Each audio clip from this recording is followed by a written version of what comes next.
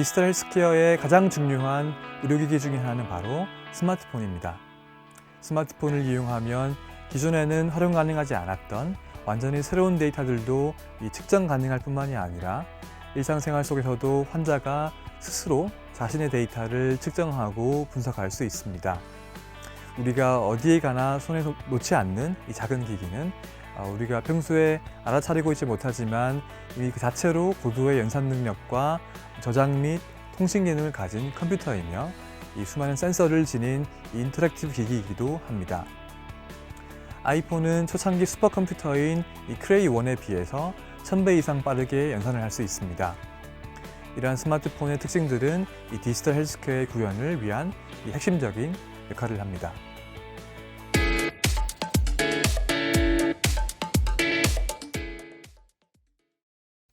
스마트폰이 의료 혁신의 핵심 기기라는 것은 단순히 빠르기 때문만은 아닙니다. 더 중요한 것은 스마트폰이 내장하고 있는 이 수많은 센서들입니다. 스마트폰은 기존의 기기들이 가지지 못했던 이 여러 직관적이면서도 혁신적인 사용자 인터페이스를 가지고 있으며 이를 통해서 사용자와 상호작용합니다. 즉, 카메라, 마이크 등뿐만이 아니라 근접 센서, 가속도 센서, 자이로스코프, 조도 센서, 지자기 센서 등의 다양한 센서가 갖춰져 있습니다.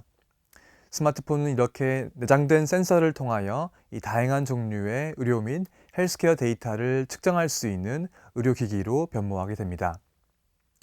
스마트폰에 내장된 여러 센서 중에서 가장 직관적이면서 활발하게 사용되는 것은 역시 카메라입니다. 스마트폰 카메라에 간단한 렌즈를 부착하면 이 기속 고막의 이상 여부를 검사하는 거미경으로 사용할 수 있습니다. 캘리포니아 버클리 대학에서 스핀오프한 이 스타트업 셀스코프의 오토는 가정에서 일반인들도 이를 이용하여 고막을 들여다보면서 동영상으로 녹화할 수 있게 해줍니다.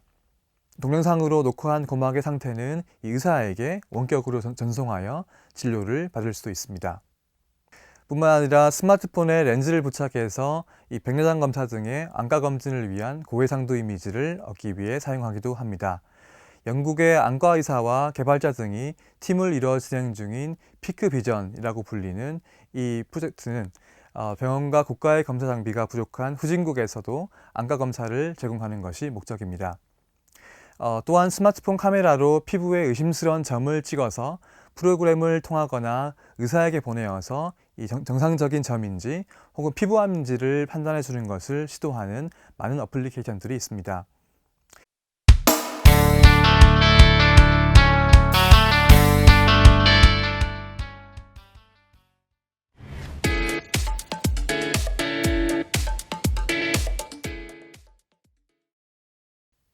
청진기에 스마트폰 마이크를 연결하면 디지털 청진기를 만들 수 있겠다는 것을 떠올리기는 어렵지 않습니다.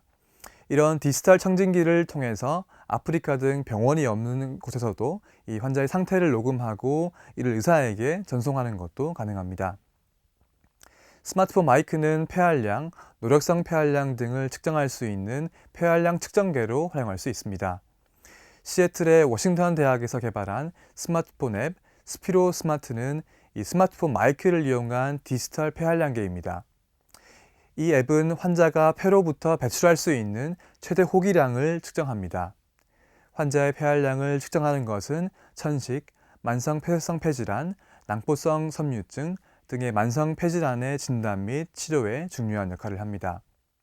기존의 가정용 폐활량 측정계는 가격이 비싸고 사용도 번거로웠으나 이 스마트폰을 이용하면 훨씬 간편합니다. 기존의 휴대용 폐활량 측정기와 비교했을 때 결과가 5.1%밖에 차이가 나지 않을 정도로 정확했습니다. 더 나아가 스마트폰 마이크에 녹음된 우리 목소리를 통해서 이 감정을 읽음으로써 우리가 기쁜지 슬픈지 우울한지 긴장했는지 등을 파악해 주기도 합니다. 이스라엘의 비욘드 버벌이라는 스타트업에서 개발한 이 무디즈 앱은 이 사용자가 어떤 언어를 쓰든 상관없이 이 목소리 톤, 억양 등의 이 비언어적인 요소를 분석해서 감정을 읽어냅니다. 사용자의 감정을 20가지의 그룹으로 나누어서 인지하며 약 80%의 정확도를 보이고 있다고 합니다. 스마트폰의 가속도계와 자이로미터는 우리의 움직임을 측정해 줍니다.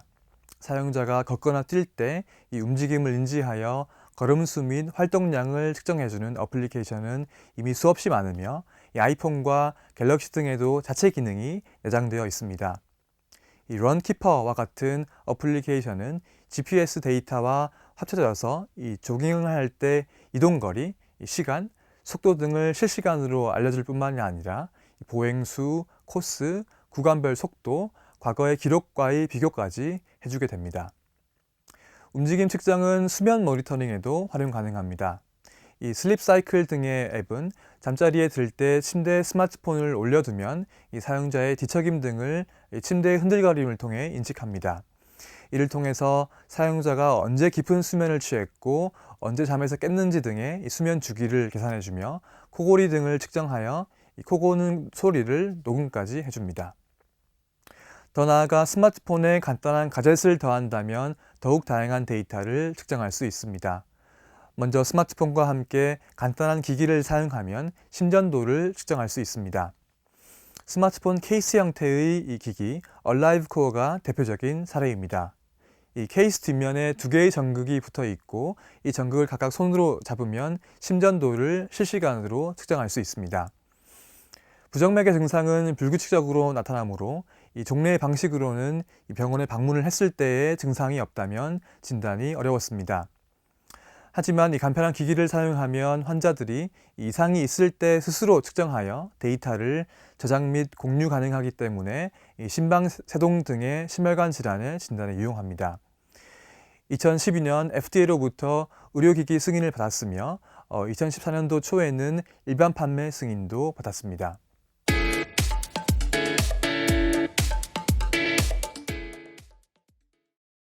스마트폰을 통해 우리는 예전에 측정하지 못하고 버려질 수밖에 없었던 중요한 데이터를 측정할 수 있게 되었습니다.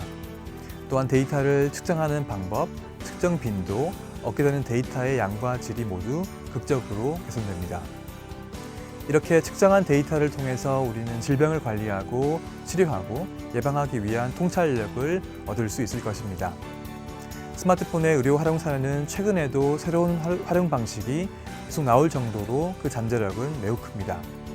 스마트폰을 앞으로 의료에 어떻게 활용할 수 있을 것인지 각자 생각해 보는 것도 의미 있을 것입니다.